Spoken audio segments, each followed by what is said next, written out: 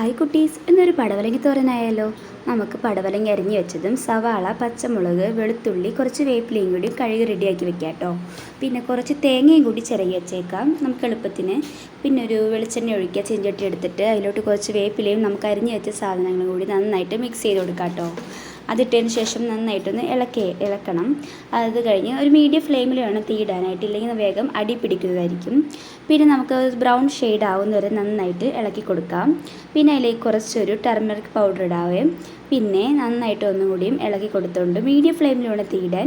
നമുക്ക് അരിഞ്ഞു വെച്ച പടവലങ്ങ ഇട്ട് കൊടുക്കാം. അതിനുശേഷം അതൊന്ന് വീണ്ടും നന്നായി ഇളക്കി കൊടുക്കാം കേട്ടോ. പിന്നെ അതിൽ കുറച്ച് ഉപ്പും കുറച്ച് തേങ്ങയും കൂടിയും ഇട്ട് നമുക്ക് അത് വീണ്ടും ഒന്ന് മിക്സ് ആക്കിയിട്ട് അടച്ചു വയ്ക്കാവുന്നതാണ്.